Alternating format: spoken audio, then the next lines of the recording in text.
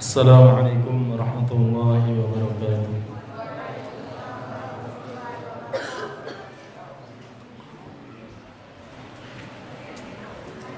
Alhamdulillah, nahmaduhu wa nasta'inuhu wa nastaghfiruh wa na'udzu billahi min shururi anfusina wa min sayyiati a'malina. May yahdihillahu fala mudilla lahu wa man yudlil fala hadiya lahu. Asyhadu an la ilaha illallah wahdahu la syarika lah wa asyhadu anna Muhammadan abduhu wa rasuluhu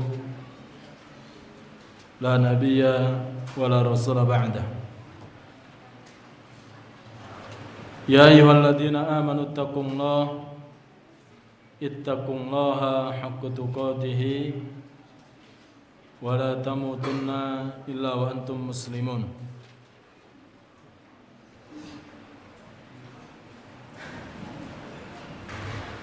Ayyuhal ikhwah, para jamaah yang dimuliakan Allah Subhanahu wa taala, kita lanjutkan kajian di dalam kitab Riyadhus Shalihin, dan ada satu faedah yang pekan lalu kita luput dari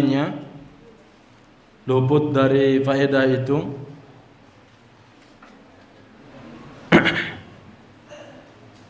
Yang pekan lalu kita menceritakan hadis Ummu Salamah, Rumaisah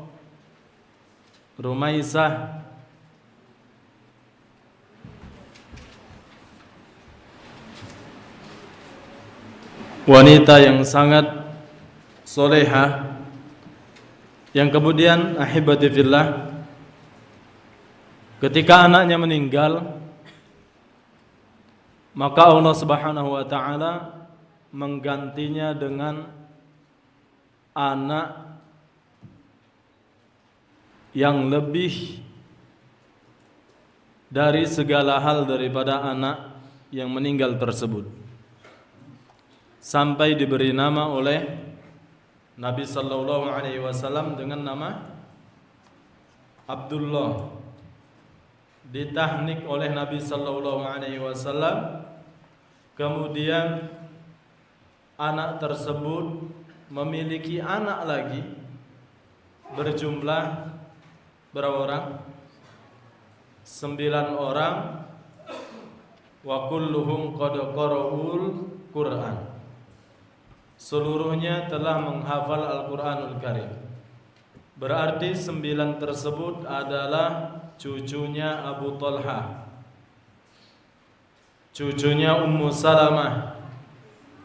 Lalu apa faedah yang luput, faedah yang tidak kita paparkan waktu kajian pekan lalu? Faedahnya adalah bahwa ketika Allah Subhanahu wa taala menutup kita dari satu pintu, Allah akan membukakan pintu-pintu yang lain.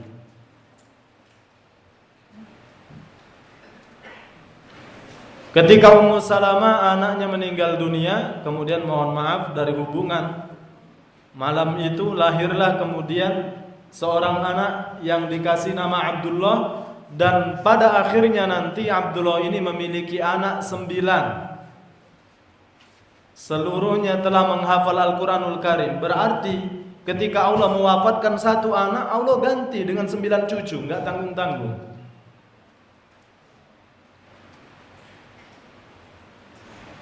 Nah, kita berdoa kepada Allah Subhanahu wa taala, jangan hanya sebatas kajian dan mencatat.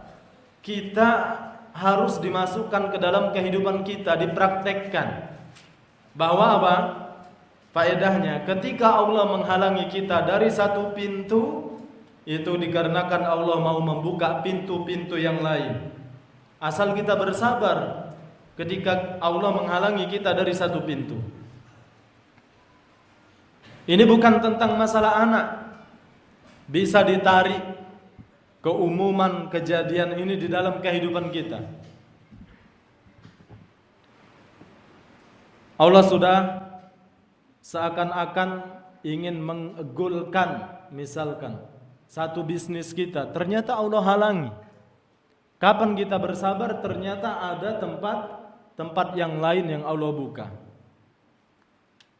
Nah, itu faedah yang luput dari kisah Ummu Salamah dan Abu Talha.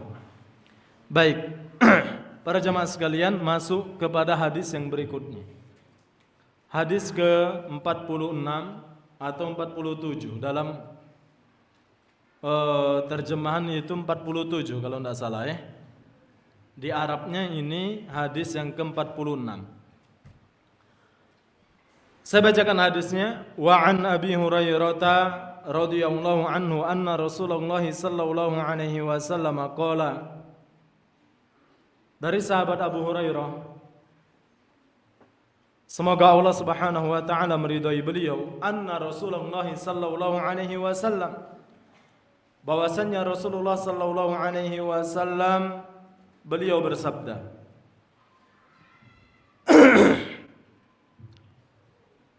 Apa yang beliau sabdakan? Beliau mengatakan laisa syadidu bisur'ati, innama syadidul ladzi yamliku nafsahu 'indal ghadabi. Hadis riwayat Bukhari dan Muslim. Perhatikan, Abu Hurairah sudah berapa kali kita bahas. Satu sahabat yang mohon maaf miskin, fakir, tapi paling banyak meriwayatkan hadis Nabi sallallahu alaihi wasallam. Padahal membersamai Nabi itu cuma 4 tahun. Nah, hadis pada malam hari ini kembali dibawakan oleh beliau. Beliau mengatakan bahwasannya Nabi sallallahu alaihi wasallam bersabda, laisa syadidu. Suara ini terdengar oleh para sahabat 15 abad tahun yang lalu. Sekarang pada malam hari ini kita sampaikan, dan disampaikan oleh yang langsung mendengar, yaitu Abu Hurairah. Beliau mengatakan apa? Para jamaah sekalian, anak-anakku diperhatikan. Beliau mengatakan laisa syadidu bisur'ati. Bukan orang yang hebat itu yang pintar berkelahi.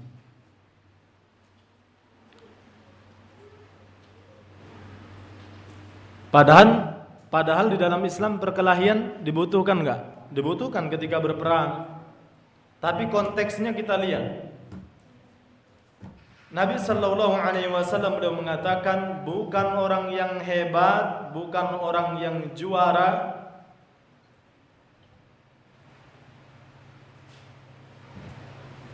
bukan jagoan, yang disebut orang yang pintar bergulat. Innama syadidul ladzi, sesungguhnya orang yang hebat itu, sesungguhnya jagoan itu di dalam agama kita, apa kata Nabi sallallahu alaihi wasallam? Alladzi yamliku nafsahu 'indal ghadabi, yang mereka menguasai dirinya ketika marah.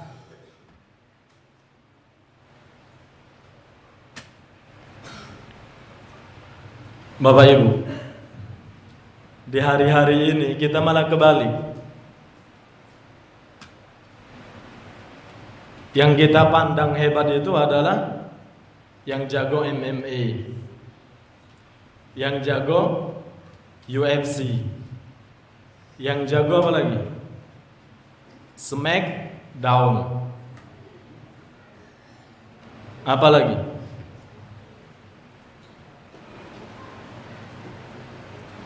Nah, ini garis yang jelas dari Nabi sallallahu alaihi wasallam di dalam agama kita. Ternyata yang hebat itu adalah yang pinter meredam amarah. Aman dia tersinggung, hal yang pertama kali dia lakukan adalah diredam. Men bahasa kami ini aman dio berdenyap-denyap. Nah, berdenyap-denyap apa? Darah dari ujung kuku tuh naik kalau ke ubun-ubun. Yang pertama kali dia lakukan adalah dia redam. Itu orang yang hebat, kata Nabi Sallallahu Alaihi Wasallam. Nanti ada lagi, Bapak Ibu akan terkejut bagaimana detailnya Nabi Sallallahu Alaihi Wasallam bersabda mengajarkan sesuatu kebaikan kepada kita, dan detail juga dipahami oleh para ulama. Hadis setelah ini nanti kita bahas. Ya.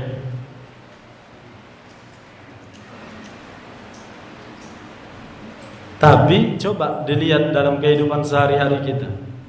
Orang justru bangga ketika dia memiliki sifat temperamen. Orang justru bangga ketika dia ditakuti satu kampung. Makanya beda Bapak Ibu antara disegani sama ditakuti. Ada orang yang mohon maaf badannya kurus gitu ya. Lagi matalah, kayak nggak ada kimahnya, nggak ada timbangan sama sekali. Maksudnya diremehkan orang. Tapi ternyata itu satu dusun segan sama bapak ini. Kenapa? Karena ilmunya, karena kedermawanannya, karena dia tokoh. Ini yang membuat orang itu segan kepada seseorang. Bahkan ada yang umurnya lebih muda disegani sama yang tua. Nah ini segan. Tapi kalau takut, asal dia mohon maaf badan gede, kekar, dikit-dikit bacok, takut orang. Ya, jangan ganggu dikit keluarga dia, mencak-mencak, ditakutin orang. Nah, garis yang jelas malam hari ini Nabi Sallallahu Alaihi Wasallam mengajarkan kepada kita, ternyata yang hebat itu di dalam Islam, di mata Allah, di mata Nabi Sallallahu Alaihi Wasallam adalah yang pintar meredam dirinya ketika sedang marah. Dan marah ini umum, marah sama anak, marah sama bini, marah sama laki, marah sama bawahan, karyawan, umum, cakupannya umum. Maka dalam hadis yang lain Nabi Sallallahu Alaihi Wasallam pernah ditanya, ya Rasulullah, kam na'fu 'anil qadim? Wahai Rasulullah, berapa kali kita harus memaafkan pembantu kita? Fil yaum, dalam sehari. Maka Nabi Sallallahu Alaihi Wasallam mengatakan, 70 marratan, 70 kali dalam sehari memaafkan pembantu.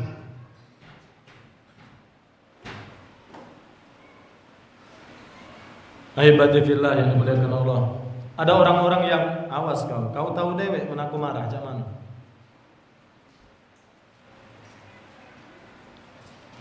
Satu dusun nih tahu menaku marah, awas, jangan mancing-mancing. Berbangga dengan sifat temperamen.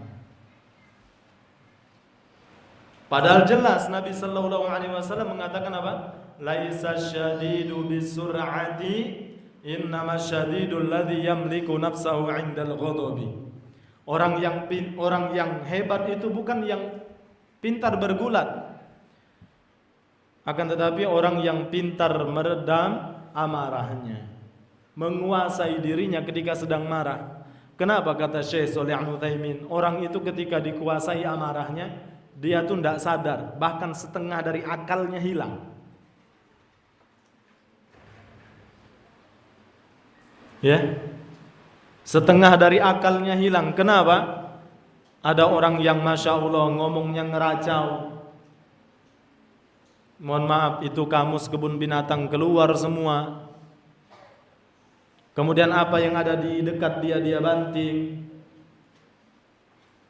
Makanya diajarkan tuh oleh para ulama bagaimana sikap agar meredam amarah. Aman lagi berdiri, disuruh apa? Ahibatifillah, disuruh untuk duduk. Ya. Duduk masih juga ya dak. Disuruh kemudian apa untuk berbaring. Kalau tidak pindah tempat, taharrok, bergerak. Jangan dari duduk berdiri, jadi. Marah dalam keadaan duduk kemudian berdiri, jadi. Ya. Kemudian masih marah juga disuruh berwudu.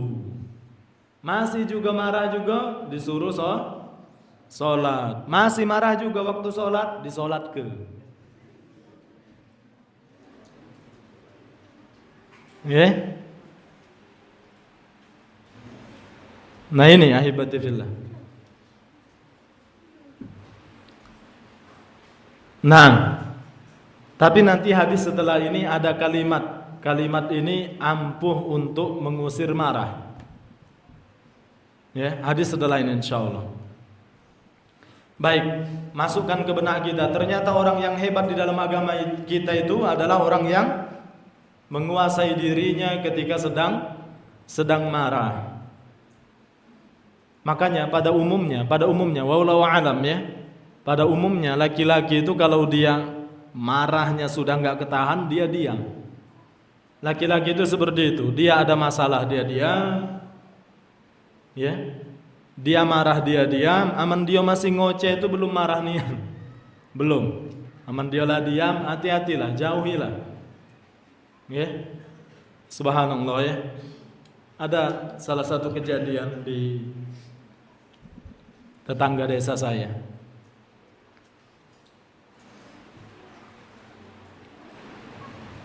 Di tempat ya karaokean seperti itulah. Kemudian ini untuk pelajaran aja ya, untuk pelajaran. Kemudian ada satu si A ini ngejek si B. Ngejek si B di tempat karaokean kayak gitulah di kampung. Terjadi cekcok, kemudian tapi yang diejek-ejek ini diam. Kemudian apa? Yang diejek ini mengatakan sama yang ngejek. Si B ini bilang sama si A, "Sudah kamu? Sudah katanya. Sudah dipukulin itu si B." Si B cuma bilang, "Sudah?" Nah, sudah. Kemudian si B tadi pulang, ahibati fillah, Masya Allah. Pulanglah si B tadi, ternyata dia nunggu di kegelapan jalan tempat pulangnya si A tadi. Dan dilalahnya, memang semua sudah ditakdirkan oleh Allah.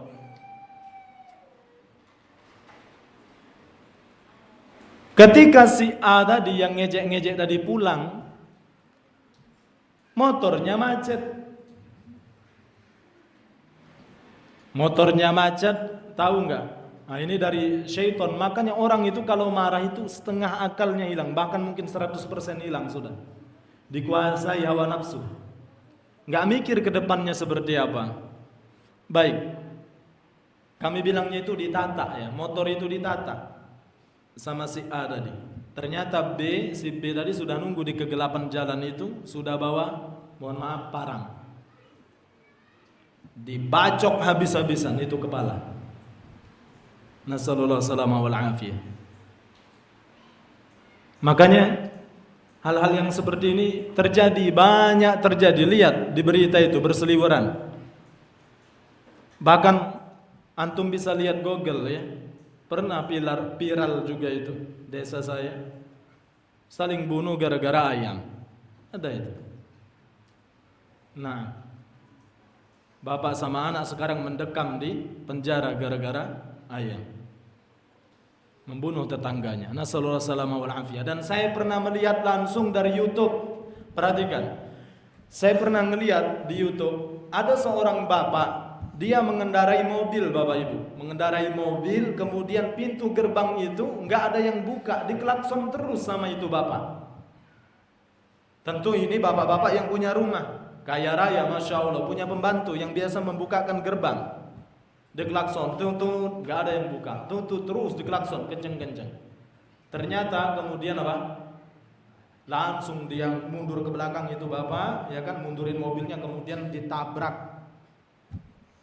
Pagar rumah itu ditabrak, ternyata ketika dia menabrak, anaknya keluar membukakan pintu gerbang itu. Mati di tempat. Maka hal yang pertama kali ini obat dari Nabi sallallahu alaihi wasallam. Bukan yang pintar marah-marah, bukan yang pintar bergulat mengalahkan orang lain, itu bukan yang jagoan di dalam agama kita. Bahkan kata para ulama, perhatikan, ini kaidahnya. Marah itu enggak ada gunanya sama sekali kecuali di jalan Allah. Marah karena dunia, marah kepada bini, marah kepada anak, asal itu karena dunia, enggak bakal ada manfaatnya. Ini kaidah. Ya. Lihat cerita-cerita, baru 3 cerita yang saya ceritakan. Ada yang membacok orang lain, ada yang penjara, membunuh orang lain gara-gara ayam, ada yang menabrak pagar ternyata ditabrak anaknya sendiri. Ini semua gara-gara ghadabun, gara-gara permasalahan marah. Ahibati fillah. Baik. Kita lanjut kepada hadis yang berikutnya.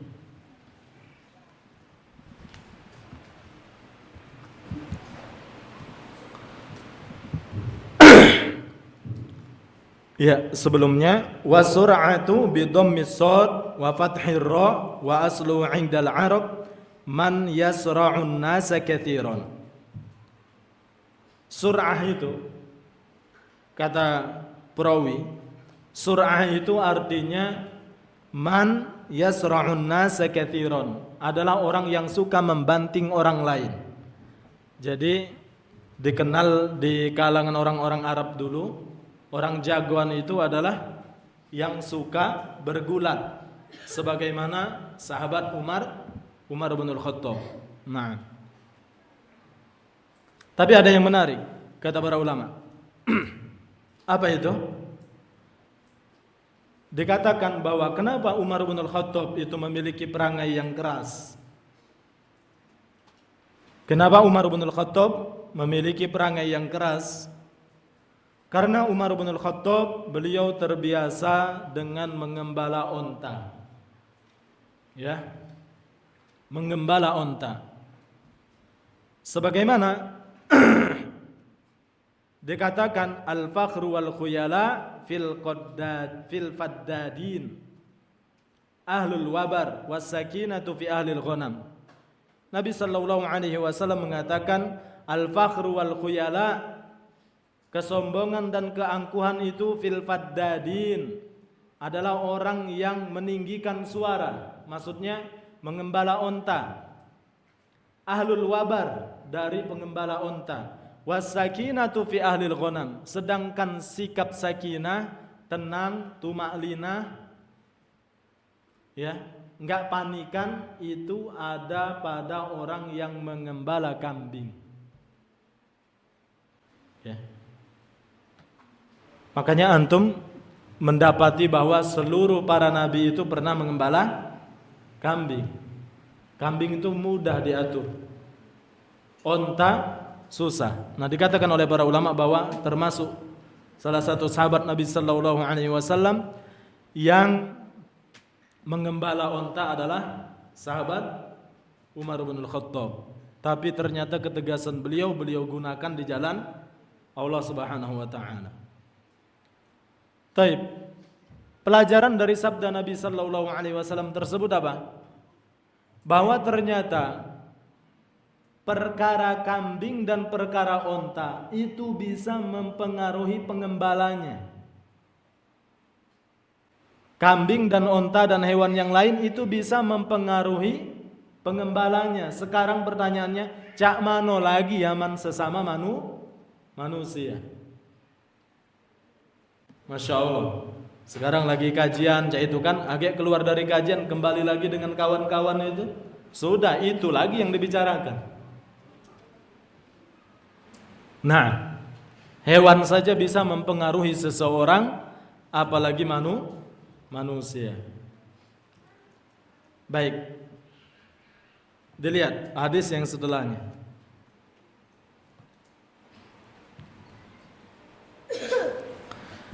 Wa an Sulaiman ibnu Suradin radhiyallahu anhu qala kuntu jalisan ma'an nabiy sallallahu alaihi wasallam wa rajulani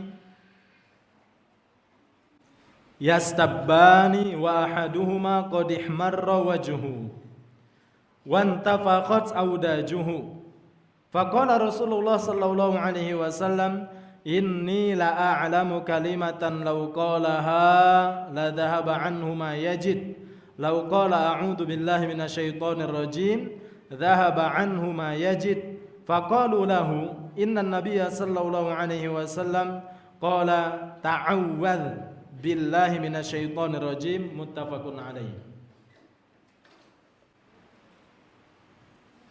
Dari sahabat Sulaiman, ini kalau saya ceritakan tentang sahabat ini tidak cukup waktunya ya.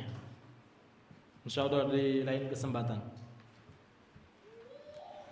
Dari sahabat Sulaiman bin Surat radhiyallahu anhu qala kuntu, saya, kata beliau, saya jalisan ma'an Nabi sallallahu alaihi wasallam, suatu hari saya duduk bersama Nabi sallallahu alaihi wasallam, wa rajulani, kemudian saya melihat ada dua lelaki yastabbani, saling mencaci maki. Siapa yang mengatakan di sini? Sulaiman bin Surat. Suatu hari saya duduk bersama Nabi sallallahu alaihi wasallam, kemudian saya melihat ada dua lelaki yang saling mencaci maki. Wa ahaduhuma, salah satu dari kedua lelaki tersebut, qad ihmarra wajhuhu, rainya lah merah. Ya. Muka salah satu dari dua lelaki itu sudah memerah. Wan tafaqat audajuhu, kemudian urat lehernya sudah keluar. Nah, kira-kira cai itu nak ngapa wong? Dua orang ini kira-kira mau ngapain? Muka merah, apa nak makan bareng, apa nak ngapa? Nak saling traktir ya, apa nak ada perasaan ya, nak ada janji, ayo gitu ke tahu Sumedang. Merah itu muka, kemudian urat lehernya merenggang keluar. Baik, ini yang menceritakan sahabat Nabi sallallahu alaihi wasallam Sulaiman bin Surat. Faqala Rasulullah sallallahu alaihi wasallam, kemudian Rasulullah mengatakan, ini sesungguhnya aku la a'lamu, benar-benar mengetahui. Ini itu artinya nunut taukid, nun penekanan. Sesungguhnya aku, kemudian la a'lamu, benar-benar, lamu taukid lagi. Jadi penekanannya ada dua. Berarti Rasulullah benar-benar tahu tentang apa? Kalimatan, sebuah kalimat, lau qalaha, apabila seseorang mengatakan kalimat tersebut, la dhahaba anhu ma yajidu, maka dia akan hilang apa yang dia rasakan. Maksudnya apa? Dari rasa marah. Lau qala, apabila seseorang mengatakan a'udzu billahi minasyaitonir rajim, dhahaba anhu ma yajid. Ketika seseorang mengatakan a'udzu billahi minasyaitonir rajim, dhahaba anhu ma yajid, maka dia akan hilang apa yang dia rasakan. Maksudnya dikuasai amarah itu. Makanya orang, Bapak Ibu, ketika sedang marah, tersinggung, difitnah, digunjing, ya, ucapkan ini, a'udzu billahi minasyaitonir rajim. Ya. Tapi jangan kalau kita sedang bertengkar sama wong rumah. Beda selisih sama uang rumah, kemudian kita bilang a'udzubillahi minasyaitonir rajim. Ya? Kira-kira apa Bapak Ibu? Tambah jadi. Apalagi sambil ditunjuk. Ya. Mungkin ada yang mengatakan, Ustaz, selama ini ana selalu bilang itu, a'udzubillahi minasyaitonir rajim. Tapi kok enggak hilang? Berarti belum memaknai. Yang kita minta pertolongan itu adalah kepada Allah Subhanahu wa taala. A'udzubillahi minasyaitonir rajim, minta tolong sama Allah. Bahwa ini syaitan yang membuat kita marah itu adalah makhluk Allah Subhanahu wa taala. Adalah makhluk Allah Subhanahu wa taala. Coba antum buka surat Yusuf. Ketika Yusuf itu bertengkar dengan, bukan bertengkar lah, ya. Ketika Yusuf itu diuji, dihinakan oleh kakak-kakaknya, dan pada akhirnya kakak-kakaknya itu minta maaf kepada Yusuf. Yusuf mengatakan apa? La tathriba alaikumul yaum. Enggak ada cacian buat kalian setelah hari ini. Kemudian saya lupa ayatnya. Di sana dikatakan bahwa sesungguhnya syaitan yang telah membuat saya seperti ini dan kamu seperti itu. Maksudnya pertengkaran di antara kita. Kenapa ini terjadi semua? Kalian memasukkan saya ke sumur, itu semua karena syaitan. Bayangkan, Nabi Yusuf alaihissalam menisbatkan kejelekan itu.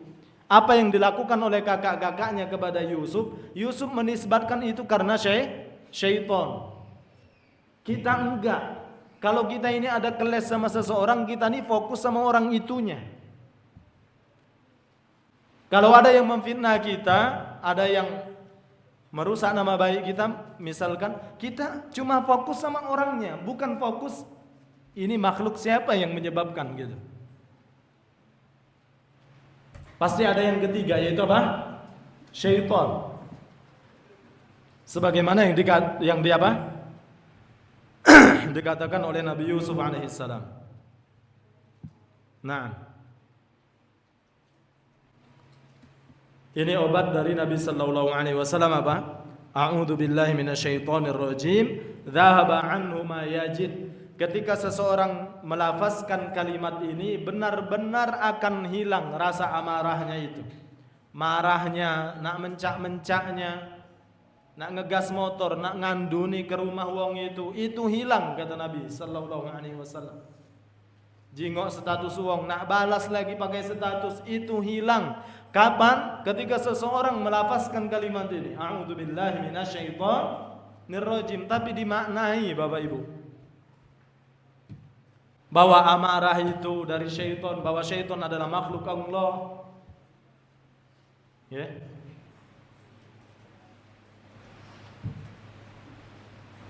Makanya hawa nafsu itu bahaya.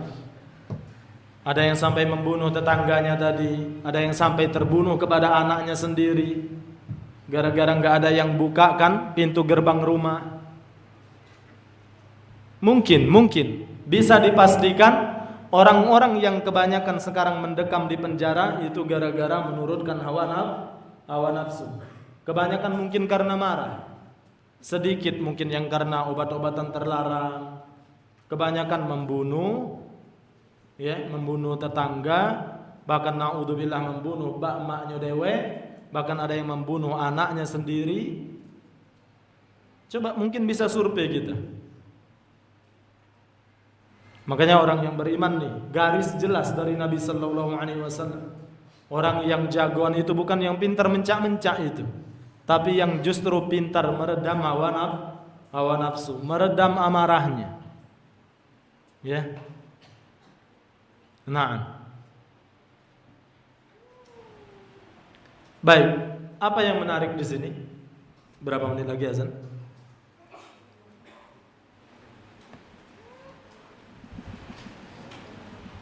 Dua menit lagi. Apa yang menarik di sini ahibati fillah?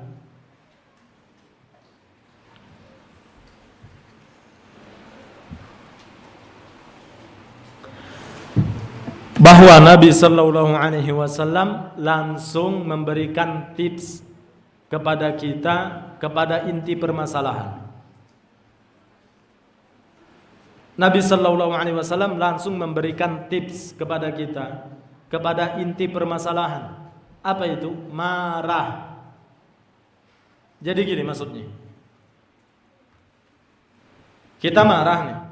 Kita marah. Maka hal yang pertama kali yang harus kita lakukan meredam itu amarah.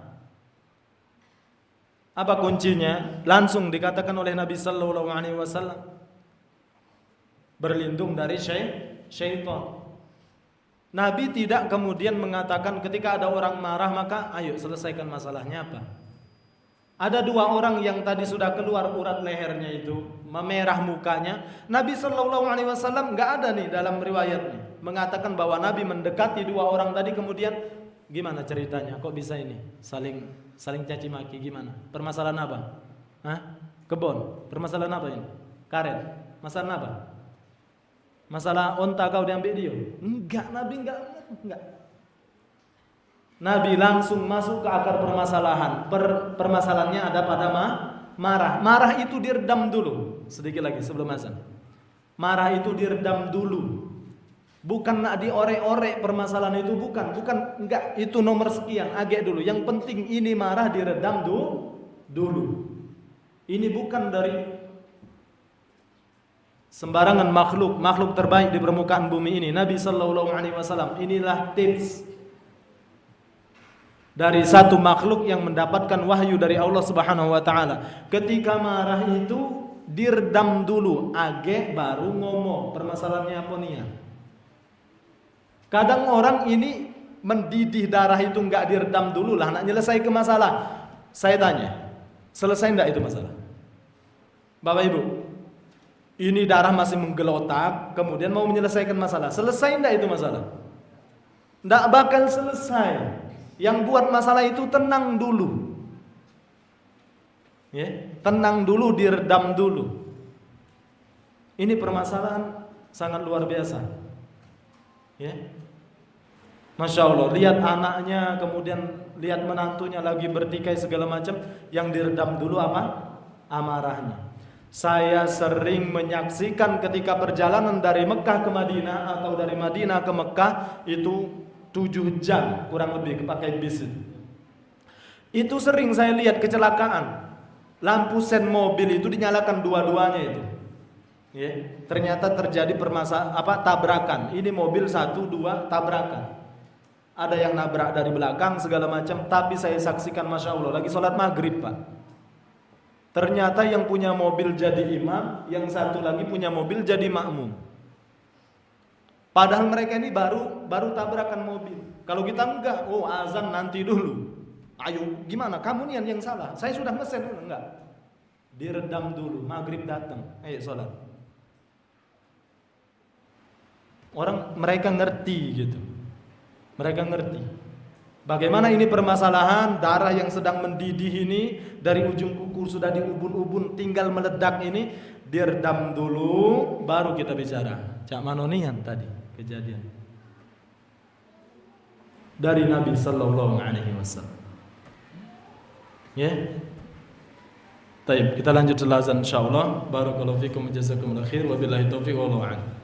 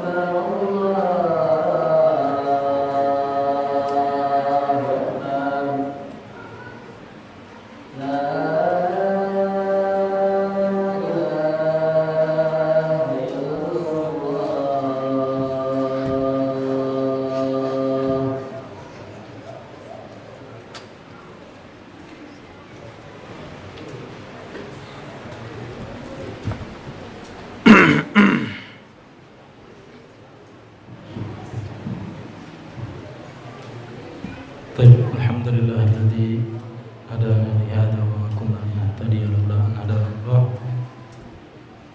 وأشهد أن لا إله إلا الله وحده لا شريك له وأشهد أن محمدا عبده ورسوله لا نبي ولا رسول بعده أما بعد.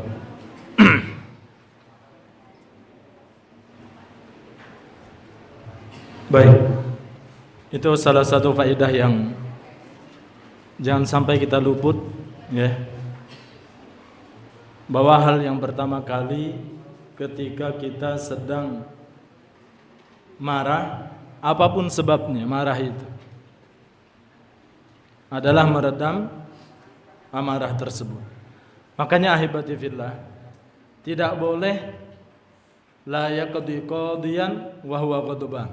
Tidak boleh seorang hakim itu memutuskan suatu hukum dalam keadaan sedang marah, enggak boleh.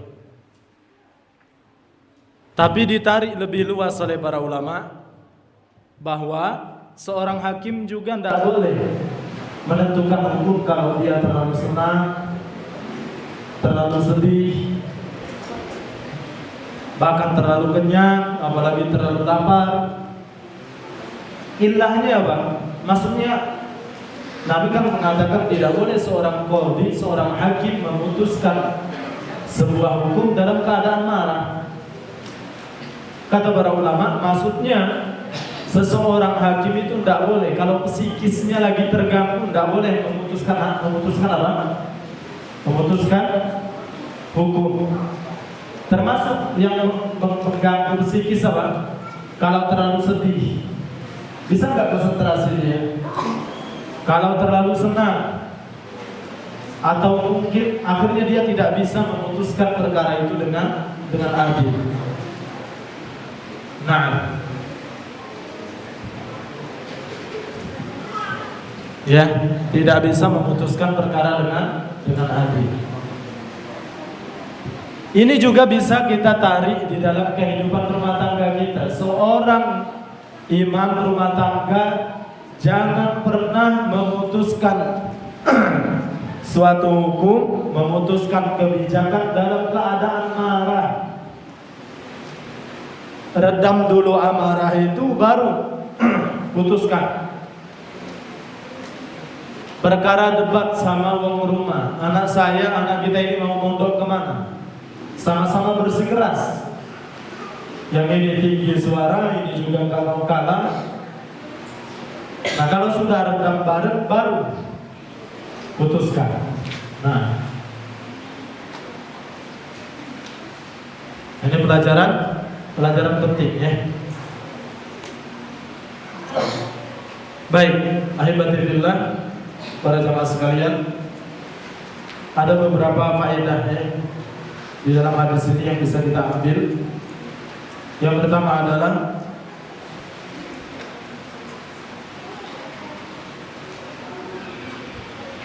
musahabatus salih, duduk dengan teman-teman yang soleh.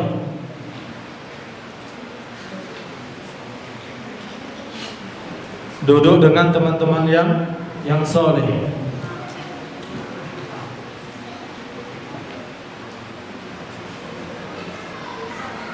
Kenapa? Ada dua orang yang dilihat oleh Sulaiman bin Surad saling mencaci maki.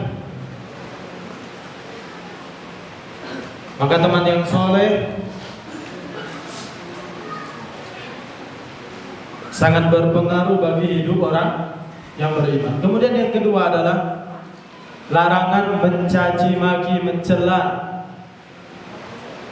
sesama muslim. Dalam hadis yang lain Nabi sallallahu alaihi wasallam mengatakan apa? Allah melaknat seseorang yang melaknat orang tua saudaranya. Allah melaknat seseorang yang melaknat ibu bapak atau bapak. Kemudian para sahabat mengatakan, "Kaifa dzalik?" Bagaimana itu bisa terjadi wahai Rasul? Kata para ulama, kenapa para sahabat ini bertanya demikian? Karena saking gak mungkinnya, zaman Nabi itu gak mungkinnya seseorang anak mencaci maki, mencela, melaknat orang tuanya. Maka Nabi mengatakan Allah melaknat seorang anak yang melaknat orang tuanya. Kaifa dzalik? Bagaimana itu bisa terjadi wahai Rasul?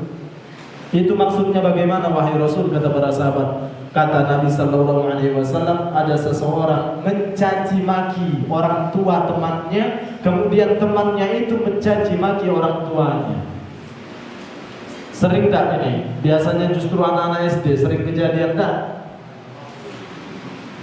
Aman berantem sama kawannya, dia nyebuti nama mbak dia, mbak kawannya itu disebut. Ya, siapalah nama mbak kawannya itu, akhirnya kawannya juga nyebut mbak dia. Ini hati-hati, termasuk larangan keras dari Nabi sallallahu alaihi wasallam. Itu ada di dalam kitab Al-Adabul Mufrad karangan Al-Imam Bukhari. Nah, larangan mencela, mencaci maki sesama muslim.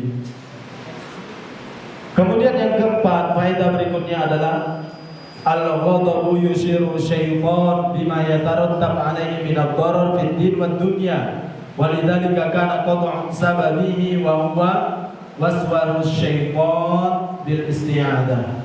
Ghadab itu, marah itu dialirkan oleh syaitan, dipanahkan oleh syaitan kepada anak cucu Adam, sehingga dapat memunculkan mudarat kepada apa? Fiddin wa dunya, baik mudarat kepada agama seseorang juga ke dunianya. Saya ambil contoh, Bapak Ibu, galak ada kita di berkawan sama orang tentrame, hubungan circle dia akan rusak, hubungan tetangga akan rusak, ya, rusak semuanya. Makanya para ulama mengatakan apa? Dia akan memudaratkan dunia seseorang dan agama seseorang, akan memudaratkan itu semua. Hubungan dia dengan kerabatnya akan rusak. Tak baca zaman, disenggol dikit bacot, tersinggung sedikit mencak-mencak. Nah ini akan merusak dunia dan akhirat seseorang.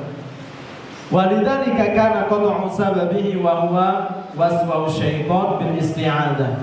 Cara memutusnya adalah dengan beristi'adah tadi, kalimatnya a'udzu billahi minasyaitonir rajim. Ada yang lebih lengkap lagi, a'udzu billahi samiil 'aliim minasyaitonir rajim min hamzihi wa nafthihi wa nafthihi. Itu lebih lengkap. Makanya sekali lagi saya ulangi, ketika sedang marah apapun sebabnya, redam dulu baru selesaikan masalah. Jangan belum redam lah nak selesai ke masalah. Ini thariqah atau cara yang salah dari Nabi Sallallahu Alaihi Wasallam. Redam dulu baru kemudian apa? Selesaikan masalah itu. Nah, kemudian berikutnya hikmatur Rasul fi da'wah ila Allah wa tadhkiru billah wa nushu lil muslimin.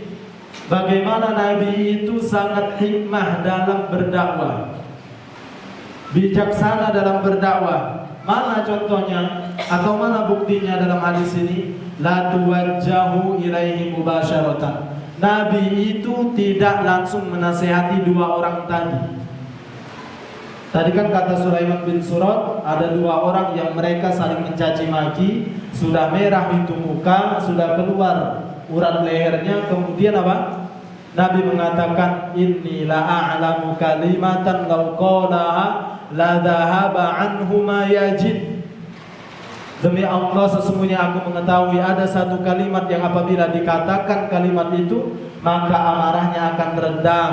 Kemudian dikatakan oleh para sahabat bahwasanya Nabi mengatakan demikian. Berarti kalimat ini, sabda ini disampaikan oleh Nabi kepada dua orang yang tadi sedang mencaci maki satu sama lain. Ya, ini hikmah. Makanya hibatillah, Imam Syafi'i sendiri mengatakan apa? Saya tidak bakal terima ketika ada yang menasihati saya di depan umum. Ini bukan menasihati, kata Imam Syafi'i, ini adalah memalukan. Nah, mempermalukan. Maka adab-adab dalam memberikan nasihat juga harus diperhatikan. Kecuali di dunia apa? Di dunia pendidikan, di dunia pesantren juga kita. Nah, jangan seperti beliau ini ya. Nah, itu agar menjadi contoh yang baik. Nah, tapi tentu ini ada rambu-rambunya. Di sana ada pelajaran namanya turukut tadris, bagaimana cara mengajar. Ya, bagaimana cara mengajar. Kemudian faedah yang berikutnya adalah istihbabun nushi lil akharin wa illam yatlub. Dicintai apabila seseorang memberikan nasihat tanpa diminta. Apalagi ada orang yang meminta nasihat, maka ini wajib diberikan nasihat karena itu hak sesama muslim. Ya, tindakan yang baik adalah memberikan nasihat sesama kaum muslimin. Wa tawassaw bil haqqi wa tawassaw bis sabr. Fadzakir fa inna dzikra tanfa'ul mu'minin. Memberikan nasihat karena nasihat itu bermanfaat bagi kaum muslimin. Nah, alhamdulillah malam ini cuma satu pertanyaan.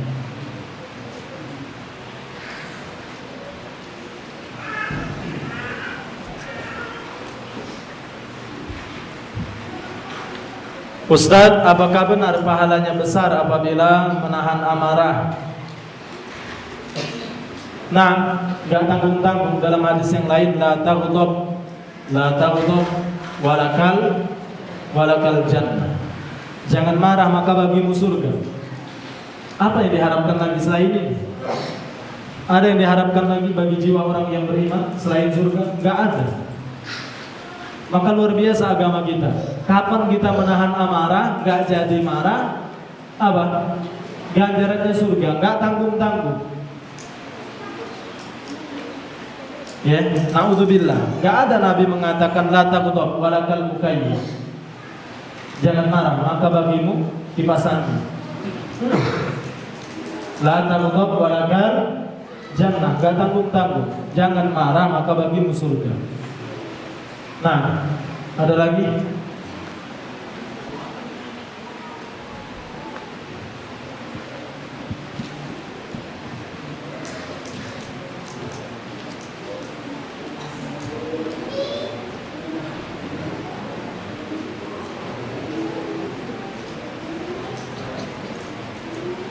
Izin bertanya di luar tema Ustadz, apakah mustajab doa orang yang haid? Na'am. Ya. Jangan sampai karena mohon maaf haid atau nifas nggak bisa sholat, kemudian tinggal juga berdoanya. Enggak. Baca Quran juga boleh, murojaah juga boleh. Baca Quran boleh nggak, Ustadz? Boleh. Silakan pakai Al-Quran aplikasi.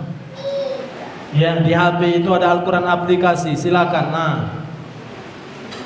pilih-pilih karena itu bukan dihukumi sebagai al-mushaf. Ya, boleh silakan berdoa asal selain sholat. Bagi orang yang haid, wanita haid dan nifas tidak diperbolehkan. Kapan orang yang haid dan nifas kemudian berdoa di antara dua azan? Maksudnya setelah azan sebelum iqamah, dikabulkan oleh Allah Subhanahu wa taala. Kapan seorang yang haid, ya kan, kemudian berdoa ketika safar? Safar adalah salah satu aktivitas yang Nabi Sallallahu Alaihi Wasallam katakan tidak akan Allah tolak apabila dia berdoa. Nah, ada lagi?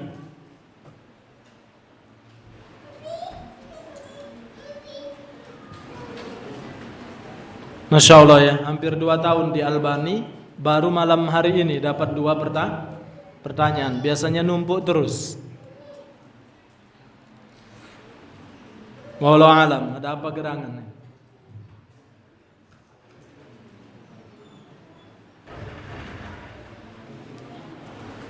Taib, barakallahu fikum. Ini yang bisa saya sampaikan. Semoga Allah Subhanahu wa taala memberikan taufik kepada kita untuk mengamalkan apa-apa yang kita pelajari, dan semoga yang pertama kali mengamalkan adalah yang berbicara di sini. Amin ya rabbal alamin.